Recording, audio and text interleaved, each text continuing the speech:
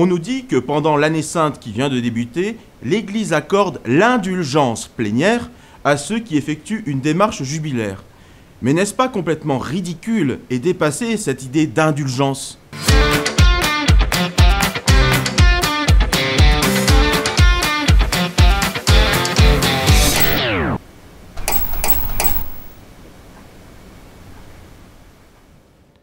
Vous savez que j'aime bien citer mon ami Luther. Dans ses 95 thèses, notre cher Martin s'attaque aux indulgences. C'est une chose extraordinairement difficile d'exalter en même temps devant le peuple la puissance des indulgences et la nécessité de la contrition.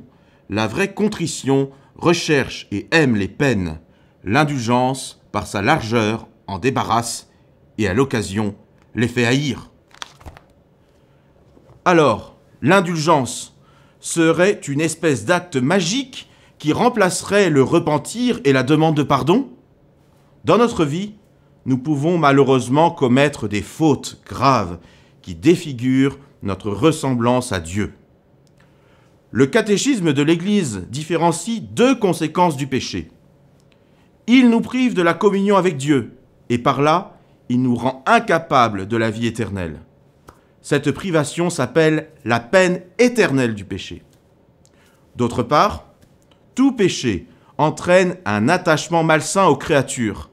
Cette conséquence du péché a besoin de purification, soit ici-bas, soit après la mort, dans l'état qu'on appelle purgatoire. C'est la peine temporelle du péché. Que faire face à ces peines éternelles et temporelles du péché ?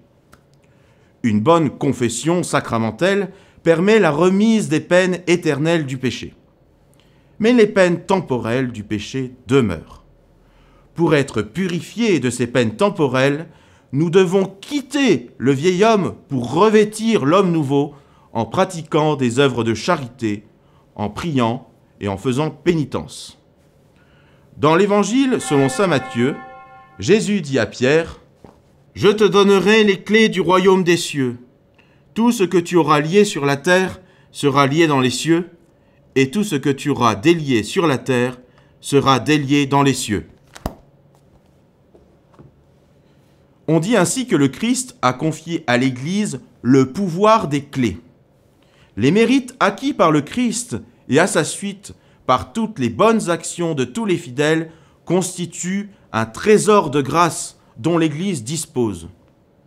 Puisant dans ce trésor, l'indulgence s'obtient par l'Église qui intervient en faveur d'un chrétien et lui obtient du Père des miséricordes la remise des peines temporelles dues pour ses péchés. C'est une tradition depuis 1300. L'Église accorde lors des années saintes cette immense grâce d'être libérés de notre peine temporelle du péché. C'est l'indulgence plénière. La bulle du pape précise les conditions d'obtention de l'indulgence. Les fidèles réellement repentis et animés d'un esprit de charité qui, au cours de l'année sainte, purifiés par le sacrement de pénitence et nourris de la sainte communion, prieront aux intentions du souverain pontife, obtiendront du trésor de l'Église une pleine indulgence. Une démarche particulière est demandée, c'est le pèlerinage à Rome et le passage d'une des 4 portes saintes des basiliques majeures. Alors, loin des critiques de Luther, n'hésitons pas à vivre pleinement cette année sainte, en recevant l'indulgence plénière avec foi, en nous purifiant des conséquences du péché, nous exercerons mieux la charité et nous nous rapprocherons de Dieu. C'est aussi cela, la vie d'un chrétien. Et ça, on en reparlera.